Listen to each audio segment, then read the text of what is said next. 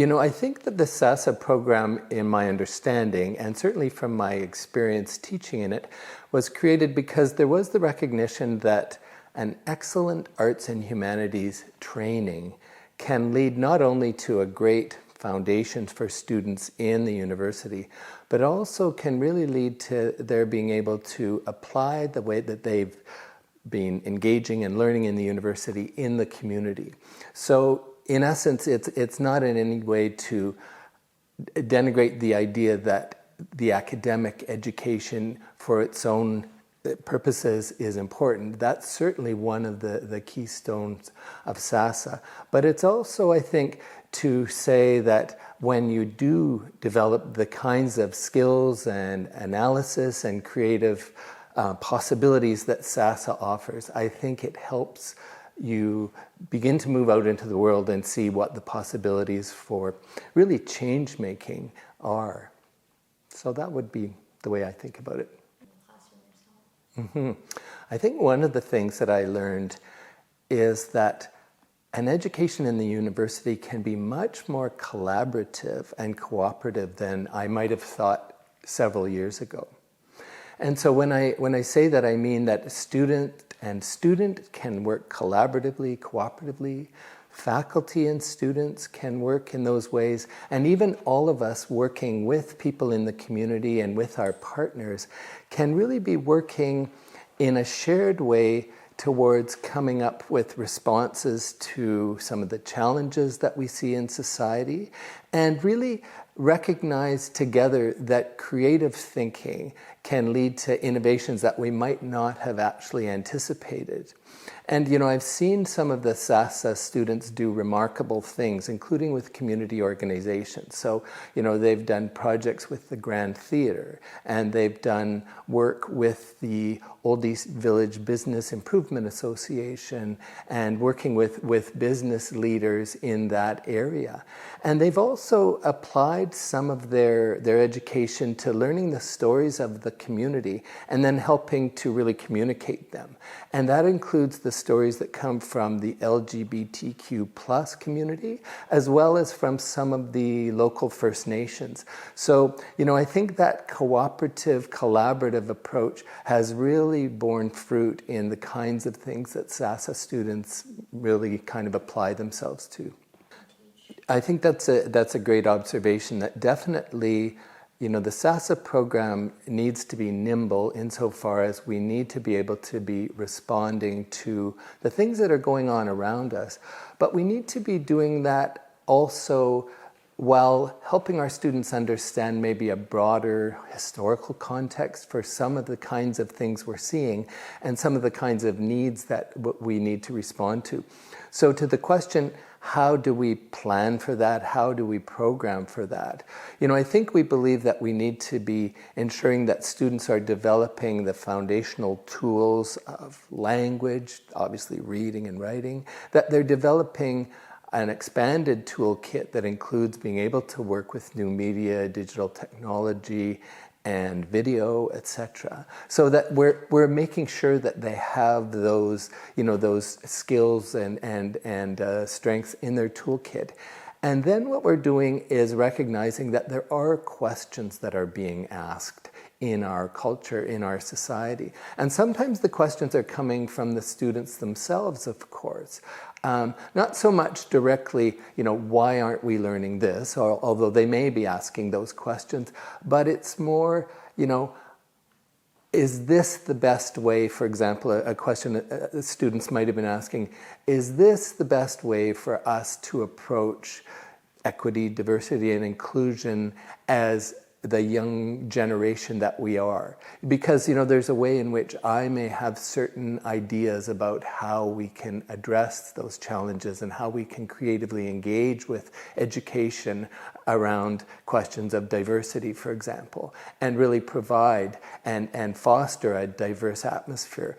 But I think the students themselves have ways of asking the question and helping us identify what are the kind of key problematics, the key challenges that maybe we're not even seeing as faculty. You know, I do know that students have different experiences in the university than faculty, and as they should. So I think it's a matter of in effect kind of parsing out, we'll say, my understanding as an academic, as a teacher, and the student's understanding of what the reality of the moment is, and then to plan around that. And that includes reading and learning and looking, you know, as I was saying earlier, in relation to historical moments. And certainly, you know, we did that in certain ways in relation to the pandemic, for example. And I've seen that happen lots and lots of times where, you know, we make sure that the students have an exposure to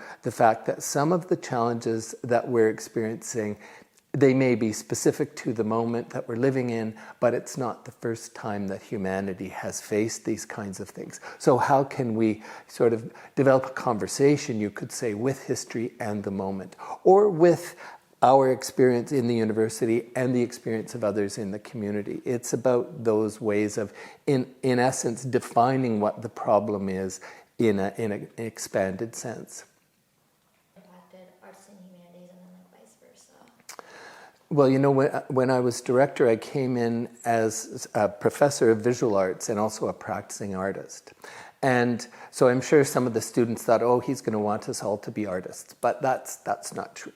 One of the things I was interested in, though, was the idea that in visual arts, we really place a great deal of emphasis on process and adapting the ways that we're working with the materials of art, and that can include language. You know, we're working with those materials in adaptive and transformative ways. So that's one of the things. And I also felt that there's a way in which artists try and sometimes look at what can be quite significantly challenging problems, but they try to, as we would say, think outside the box, think about creative and sometimes even ways that are playful that can be a means of getting at that problem or that challenge in a way that might not have been anticipated. So for me, one of the sort of central features of arts and humanities work is that we really do respect process. We respect the imagination, but we also recognize that people need good skills in order to actually do the work. And so I would say that that was the kind of balance that, or I tried to find a balance amidst that emphasis on creativity and openness to process, and also the recognition that we really do have to produce what I would call excellent results, or results that matter. Well, you know, when I talked earlier about collaboration, I would say that it's helped me recognize that even as a faculty member, I'm a lifelong learner. So in that regard, I think that I probably had the view at an earlier stage of my career in the university that I needed always to appear as a kind of authority, somebody who knew the material, knew what I was teaching, and was ready for anything.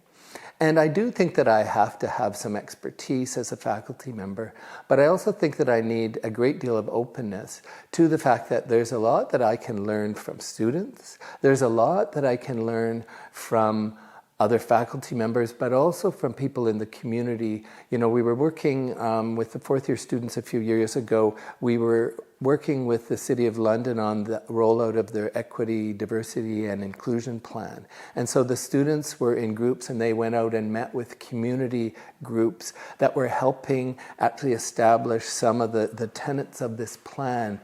And I think it was a great education for them and for me. I attended a lot of the meetings as well, in seeing the kind of expertise that people in the community have around questions of accessibility, for example.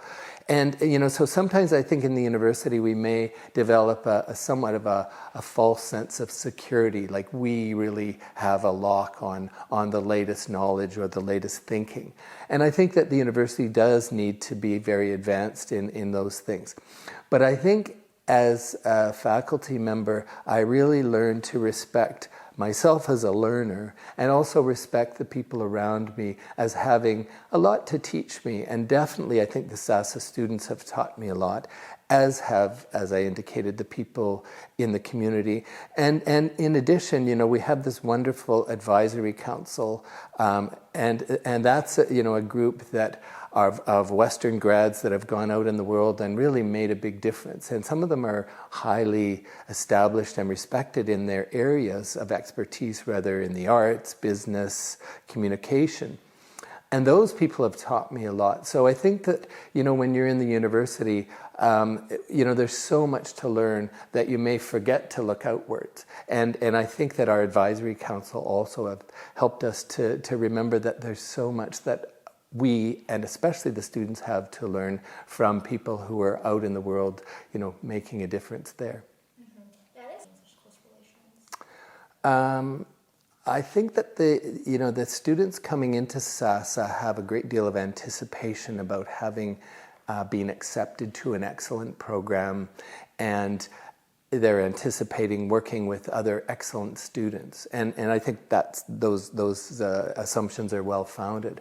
But I think when they get into the program, there's a sense that they recognize that they're entering into something that is not given as a community, but is fundamentally a community, but that it's a community that they have to help build, and that the community of SASAH, or the community that exists within SASAH, really requires tending and a certain amount of you could say, care and protection, but also a certain amount of challenge. And it's that balance between sort of providing some care for the SASAH community as well as challenging the SASAH community, so that there's not this sense that we've always done things in this way and it should always continue in that way.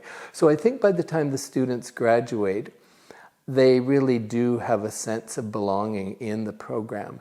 And so, you know, it may not be immediate when they go out and find a job or move into another educational program. It may not be immediate that they come back to SASAH, but pretty quickly I think they begin to recognize that there's a kind of continuity between what goes on here and what they're experiencing out in the world, that it's not a completely foreign environment. And we have tried, I think, quite hard to help the students kind of translate what they're doing at the university, even while they're at their university. And that's why we do the experiential learning and the internships, you know, so that they can be involved in those translation projects of taking their academics and making them real. And so I think the students who are out in the world once they've graduated have a sense that they're still part of SASAH, and they want to give back because they realize that it's really part of their responsibility.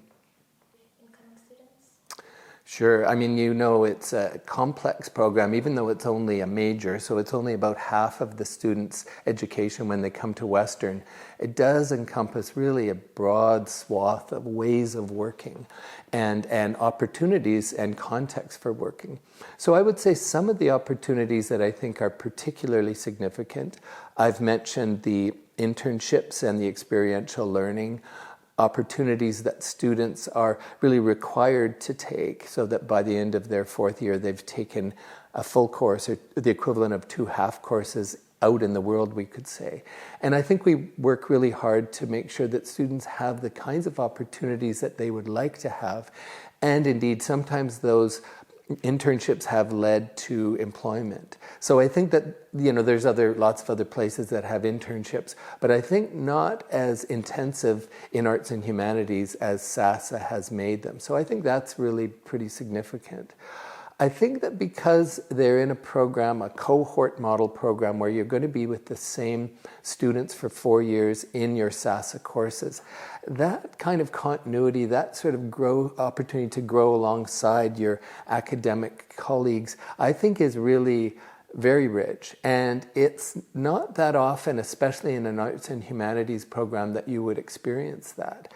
So I think students also have this great balance between, you know, the kind of smallness and you might call it intimacy of SASAH, and then being out in the wider university and working on their other major or specialization. So I think that balance is really, really crucial. I think probably the last thing I would say, and it goes with other things that I've already said, is I think the opportunity for students to really have a say in the kinds of things that they're learning and that are going on in the classroom. I think that's a significant value of the program, and we really do try to foster it and make sure that we're hearing from the students as we're planning for their future courses, all of that sort of thing. So I think that kind of cooperativeness and collaborativeness is really significant for SASAH as well. Yeah, I think that it's a really important aspect of SASAH. I think when the program was begun, there was the sense that it was going to be sort of a hothouse for arts and humanities, and it is. But I think the idea, therefore, was that there was going to be, likely there was going to be graduates who are largely following along paths that an arts and humanities intensive education required. And there certainly are. We have lots of students who go on to graduate school, go on to journalism and work in publishing and all that sort of thing.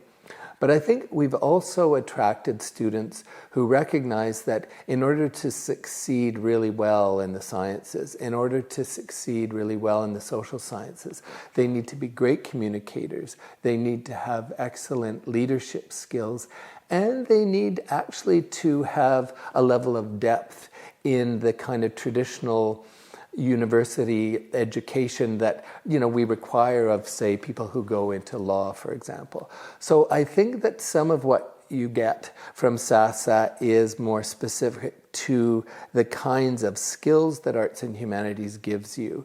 And then I think there are some of the broader skills and values that we recognize are needed for leadership, i.e. to be a good communicator with groups of people, to have some skills with, I used that word translation before, with translating between the kinds of ideas that, academics might be thinking about and those very same ways of thinking in the community that, people don't talk about using the same language. So I think that, that's part of the reason that we've got quite a significant number of students who are doing majors and specializations in areas outside of arts and humanities.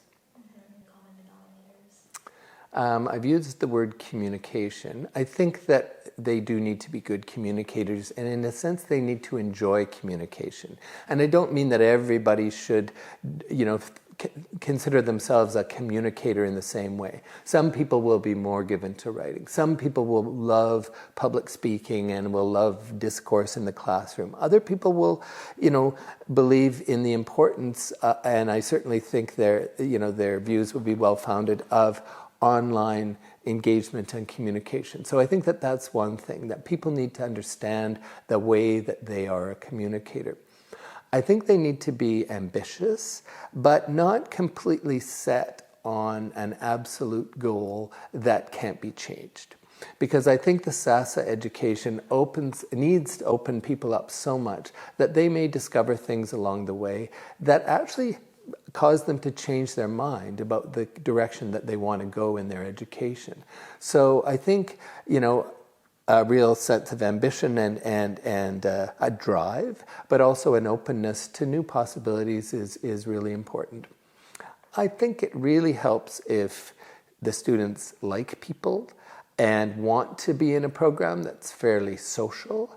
And I think that, it's important that there be some percentage of their ambitions that have to do with just wanting to kind of really have a great experience in university. I mean, everybody, I think, who comes to university wants to do well in order to move on and do well in the world of work, in other areas of education, etc. And I think that's absolutely understandable.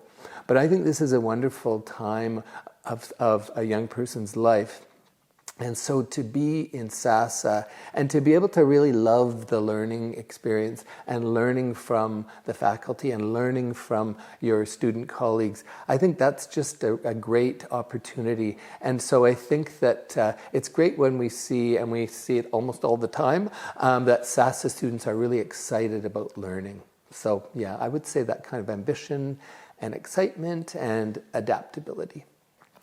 Well, I want to say I think it sounds, like recruitment speak, but I think it is truly promising, and it's a bright future.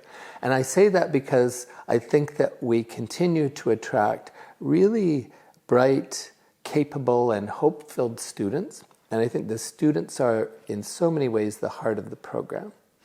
And I think that our faculty and our partners remain really, really committed to SASAH. And so I think it's a program that really relies on its people, its students, its faculty, its partners. So I think those things give me a great sense of hope for SASAH. I would also say that I wouldn't be able to paint you an absolutely clear picture of the future of SASAH. It's a general sense of optimism I have, because the future of SASAH is absolutely reliant on who the students are and what they will bring. And I think that's where that sort of collaborative, cooperative ethos that we like to promote comes in. The students will help shape the future of the program. But when you talked about the fact that our alumni remain so dedicated to the program, I think it's because they got to help shape the program. I mean, certainly we as faculty have to take a lot of leadership, but we want to work with the students on this. So I think the students help shape the program, and therefore as the students graduate and get out into the world and realize, some of what we did in SASAH, where we had to actually solve problems in ways that we might not have anticipated doing, that's a lot like the world of work that I'm experiencing now. And so, in a sense, they want to come back and tell us that. So bringing it back around to the future, I think the future is with and among the students. But I think, there's so many faculty and partners that really want to be involved that I see it as a great and hopeful collaboration. Well, I had a fantastic experience. I've been at the university as a professor for 27 years here at Western, and I would say it was the best 4 years of my teaching while I was working for SASAH and with SASAH. I would say that certainly I've really loved and enjoyed working in visual arts, and in a sense, those are my people in a way. But I think the SASAH opportunity really showed me that I have something to offer, but so do so many others, and the students included. So, one of the things we do at the end of each term is the students in fourth year will give a presentation in a series we call Learning from Experience. And it's where they talk about the internship that they did. And they have to do it in 7 minutes. And they have to talk about, what they learned through the internship, and in a sense, how it kind of changed them. And we invite members from the community, and we invite the people that they've cooperated with. There's a organization downtown called Lifespin. Their director will come. And seeing the kind of excitement, and I would say the sense of real deep kind of belief in the value of the work that the students have done, and in the value of this educational context as leading them and enabling them to make a contribution, but also to learn, oftentimes in community contexts that can be quite challenging, certainly for the people in that community and also for our students. Their experience doing all of that and then needing to present it in a professional way is just fantastic. And we put those talks online so that people can see them.